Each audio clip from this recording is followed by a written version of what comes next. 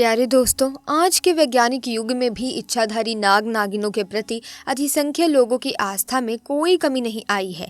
लोग उनसे डरते भी हैं और देवता मानकर घरों तथा मंदिरों में उनकी पूजा भी करते हैं। देश भर में किसी न किसी रूप में मनाया जाने वाला नाग पूजा, नाग पंचमी या मणि पूजा का पर्व उन्हीं को समर्पित है। माना जाता है कि पूजा से नागों को प्रसन्न करने से परिवार को सर्पदंश के भय से मुक्ति और आरोग्य का वरदान मिलता है। हिंदुओं के कई देवताओं को नागों का अवतार बताया गया है। दोस्तों, अगर नाग को मार दिया जाए तो उसे आग में जला देना चाहिए, नहीं तो नागिन नाग की आंखों में मारने वाले की तस्वीर देखकर बदला लेती है। भविष्य पुराण सहित दूसरे पुराण और शास्त्रों में भी बताया गया है कि सांप को मारना नहीं चाहिए, इससे बड़ा दोष लगता है और कई जन्मों तक इसकी सजा भुगतनी पड़ती है। इसी तरह की महत्वपूर्ण और ज्ञानवर्धक जानकारी प्राप्त करने के लिए हमारे चैनल समृद्धि को सब्सक्राइब करें और बेल आइकन को प्रेस करें ताकि नई वीडियोस की अपडेट आपको सबसे पहले मिल सके। ऐसे में दोस्तों, तब क्या हुआ जब इच्छाधारी नागिन ने दिया एक बच्चे को जन्म और व्यक्ति की एक गलती के कारण इच्छाधारी नागिन ने उसके साथ जो किया सुनकर लोगों के होश उड़ गए। तो ऐसे में वीडियो को आगे बढ़ाते हुए कहानी को शुरू करते हैं, लेकिन उससे पहले जो भी भगवान भोले के भक्त हैं वो कमेंट सेक्शन में हर हर महादेव जरूर लिखें ताकि भगवान शिव की कृपा और आशीर्वाद आपके ऊपर और परिवार के ऊपर सदैव बना रहे। दोस्तों, ये चमत्कारी घटना है राजस्थान के एक छोटे से गांव अजासर गांव की। दरअसल ये घटना घटित हुई अजासर गांव के मुखिया और वहां के सबसे धनी इंसान विनोद जी के साथ। विनोद करीब आज से 5 साल पहले एक साधारण एवं गरीब व्यक्ति का जीवन व्यतीत करते आ रहे थे। वो अक्सर जंगल में अपनी बकरियां चराने जाया करते थे। एक दिन बकरी चराते चराते वो जंगल के थोड़ा और अंदर निकल गए। उसी जंगल में एक इच्छाधारी नागिन अपने नाग के साथ एक पेड़ के पास रहा करती थी। वो नागिन गर्भवती थी। शाम का वक्त था और विनोद जब उस पेड़ के पास से गुजरा तो उसे वहां एक तेज चमकती चीज दिखाई दी, परंतु साथ ही वो दोनों नाग नागिन भी वहीं थे। उन्हें देख वो थोड़ा सा डर गया और तुरंत ही वहां से जल्दी से घर की ओर भागा। विनोद इतना घबराया हुआ था कि उस समय तो उसने पीछे मुड़कर तक नहीं देखा, परंतु उस रात उसके ध्यान में वो चीज जो चमक रही थी वो बार बार आ रही थी। वो इतना तो समझ गया था कि वो हो ना हो बहुत ही मूल्यवान चीज थी और अगर वो मुझे मिल गई तो मैं भी धनवान हो जाऊंगा।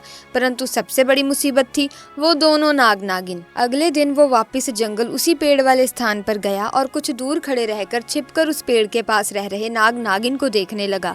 कुछ देर देखने के बाद उसने ध्यान दिया कि नागिन तो गर्भवती है। वो उस रात घर आकर सोचने लगा कि ये अच्छा मौका होगा जब नागिन अपने बच्चे को जन्म देगी, तभी वो नागमणि चोरी कर लेगा, क्योंकि उस समय नागिन कमजोर होगी, बस नाग को मारना होगा। दोस्तों, कहते हैं कि अगर किसी नाग के मुंह की तरफ गोबर मार दिया जाए तो वो अपना होश खो बैठता है। अब विनोद हर रोज गोबर लेकर उस विशाल पेड़ के पास छुपकर सही मौके का इंतजार करने लगा। एक दिन वो मौका भी आया जब नागिन अपने बच्चे को जन्म देने वाली थी। तभी चुपके से विनोद ने नाग के मुंह पर तेजी से गोबर मारा और फिर एक बड़े पत्थर से नाग को मार डाला। फिर उसने नागिन और उसके बच्चे को भी मार डाला और मणि को उठाकर जल्दी से घर की तरफ निकल पड़ा। परंतु उधर नागिन किसी तरह बच गई थी और बस बेहोश पड़ी थी। जब नागिन को होश आया और उसने अपने बच्चे और पति को मरा देखा तो उसके दुख दर्द का ठिकाना नहीं रहा। वो उस समय गुस्से से पागल हो जा रही थी और उसने विनोद से बदला लेने की ठानी। परंतु मणि चली जाने के कारण वो अपनी शक्तियों का प्रयोग नहीं कर सकती थी, परंतु अभी भी वो अपना रूप तो बदल ही सकती थी। इधर विनोद को जैसे ही मणि मिली उसका पूरा जीवन ही परिवर्तित हो गया। उसकी फसल इस बार काफी अच्छी हुई और काफी महंगे भाव में भी बिकी। उसकी तो जैसे मानो लॉटरी लग गई हो, क्योंकि जो भी वो धंधा कर रहा था उसे हर जगह से लाभ मिल रहा था और विनोद को पता था कि ये सब उस चमत्कारी नागमणि का ही कमाल है। गांव में हर जगह उसका नाम था। विनोद के इस रुतबे को देख एक अच्छा रिश्ता विनोद के लिए उसके पास ही के गांव से आया और सविता नाम की एक सुंदर स्त्री से उसका विवाह संपन्न हुआ। सविता अपने पति विनोद को बहुत प्यार करती थी और बहुत इज्जत देती थी। दोनों एक दूसरे का कदम कदम पर साथ निभाते। उनकी जोड़ी गाँव में मिसाल बन चुकी थी। उधर नागिन भी एक पुरुष का रूप धारण कर दिलीप नाम से विनोद के यहाँ उसका मुंशी बन गया। और विनोद का विश्वास जीतने लगा।